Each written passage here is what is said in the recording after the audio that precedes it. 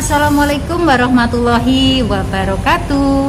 Halo teman-teman semuanya, kembali lagi bersama saya Asih Ngawi. Nah teman-teman, di video kali ini saya mau berbagi pengalaman ataupun mau sharing ke kalian tentang gaji TKW di Singapura ini. Sebenarnya kalau kita itu dalam masa potongan gaji, apakah kita masih mendapatkan sisa potongan gaji dan berapa sih sisa potongan gaji tersebut? Oke, so buat kalian yang penasaran, simak videonya dan stay tune terus.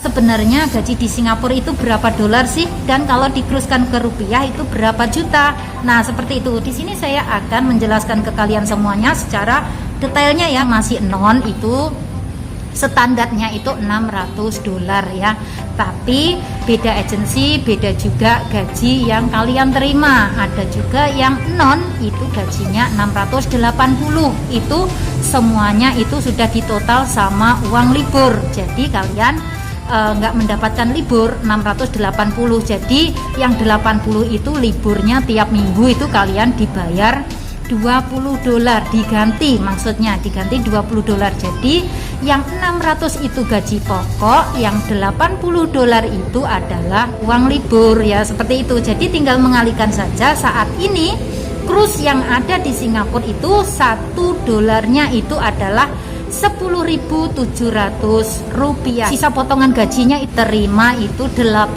dolar ya, seperti itu ya. Akan tetapi ada juga yang mendapatkan lebih dari 100 dolar, tergantung agensi masing-masing ya di sini. Jadi kalian nggak perlu takut ya. Kalian nanti tiap bulannya ada sisa potongan apa enggak sih? Kalau kerja di Singapura itu ya, pasti ada ya teman-teman, jangan takut. Tapi ya itu tadi, cuma sedikit ya. Kalau mau gaji full ya nunggu selepas potongan gaji 6 sampai 8 bulan. Karena yang namanya kita kerja di Singapura sebagai seorang TKW ya, memang potongan itu rata-rata 6 sampai 8 bulan. Ya nanti bekerja di rumah majikan itu umpamanya ya, job kalian itu menjaga anak.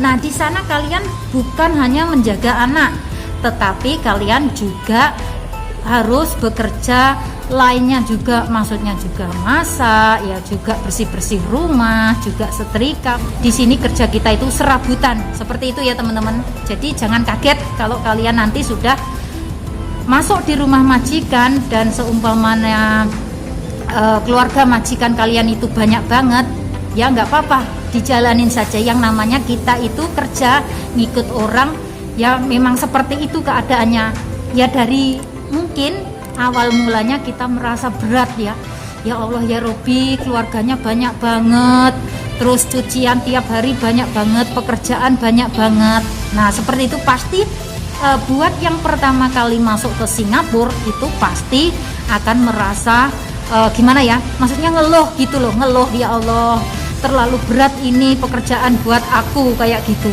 ya. Tapi kalau sudah kalian jalani setiap harinya, itu akan menjadi kebiasaan buat kita sendiri, seperti itu. Karena apa? Dulu saya waktu saya bekerja di majikan Ang Mo Kio ya, saya bekerja itu di sana 6 tahun ya teman-teman. Itu majikan saya itu ada 4, maksudnya Mem, Sir sama 2 anaknya, terus Akung Ama ada 6, terus anak yang lainnya itu ada 2, semuanya sudah nikah, jadi menjadi 4. 6 sama 4 itu sudah 10, sama saya 1, 11. Jadi setiap hari itu anak-anaknya itu pada pulang ke rumah Akung dan Ama. Jadi di sana itu saya cuciannya itu banyak banget. Akan tetapi di sana saya nggak merasa keberatan atau ngeluh atau apa, enggak. Saya di sana itu menjalaninya dengan santai. Karena apa? Alhamdulillah banget, majikan saya itu orangnya itu baik ya, maksudnya enggak cerewet ataupun enggak pelit, itu enggak. Jadi yang membuat saya itu merasa nyaman karena majikan saya itu baik. Walaupun pekerjaan banyak, tapi kita di sini enggak boleh membedakan ya antara majikan A dengan majikan B dengan majikan C ya, nggak sama. Yang namanya nasib itu selalu berganti. Yang namanya nasib ibaratkan jam dinding, selalu berputar, kadang di atas kadang di bawah kadang di samping, kadang di kiri, di kanan, kayak gitu ya teman-teman. Jadi yang penting satu, kalau kita kerja ngikut orang, yang penting gaji lancar, terus majikan itu nggak banyak komplain ya, terus kita itu selalu nggak makan hati kayak gitu, ibaratnya kita itu merasa nyaman aja gitu, sudah bersyukur banget ya teman-teman ya, seperti itu. Karena apa, yang namanya kita itu kerja ngikut orang juga seperti itu keadaannya ya. Ya di Indonesia saja kadang kita kerja ngikut orang ya, kita kerja di toko-toko itu loh teman-teman, kadang kita itu juga masih diomelin, apalagi di luar negeri. Kita itu dengan orang luar negeri ini, memang di Singapura ini semuanya serba bersih ya teman-teman, diutamakan kebersihan ya. Apalagi majikan kalian nanti yang seorang dokter, itu ibaratnya tiap hari itu kalian harus lap-lap terus ya, rumahnya harus dilap terus. Ibaratkan bukan dokter saja ya, cuma orang kantor biasa ya, tapi majikan itu menginginkan kita itu untuk selalu bekerja, pengen rumahnya itu terlihat bersih kayak gitu, nggak ingin rumahnya itu ada debunya kayak gitu, tuh pasti ada ya. Karena yang namanya majikan itu sudah memperkerjakan kita, sudah menggaji kita, jadi kita harus tetap bertanggung jawab ya teman-teman. Jadi kita nggak boleh ngeluh ya, namanya kerja di Singapura itu untung-untungan, nasib-nasiban ya. Kadang mendapatkan majikan yang bisa ngertiin keadaan kita, kadang mendapatkan majikan yang nggak bisa ngerti keadaan kita. Jadi kita di sini harus ini ya, benar-benar ekstra sabar.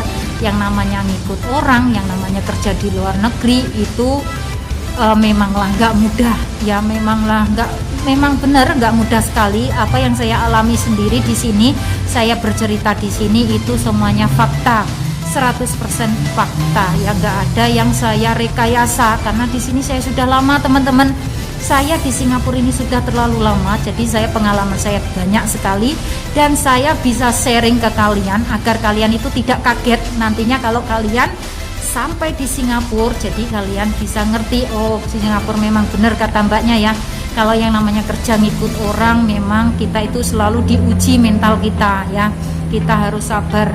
Yang namanya merintis kesuksesan memang butuh kesabaran ya, butuh waktu. Yang namanya sukses butuh waktu teman-teman, nggak ada yang namanya sukses itu dengan instan saja kita dapatkan dengan cepat gitu, nggak ada. Semuanya butuh waktu.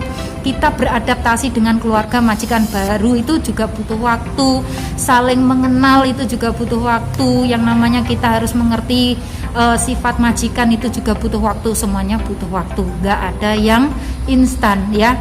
Ibaratkan di sini teman-teman, saya sudah bekerja 4 tahun di majikan ini ya, saya itu bikin kerja apapun di rumah majikan itu masih lihatin pekerjaan saya, masih dilihatin kayak gitu ya. Saya mah orangnya don't care ya, yang penting saya itu jujur, yang penting kalau saya lapar saya makan, kalau saya haus saya minum, seperti itu.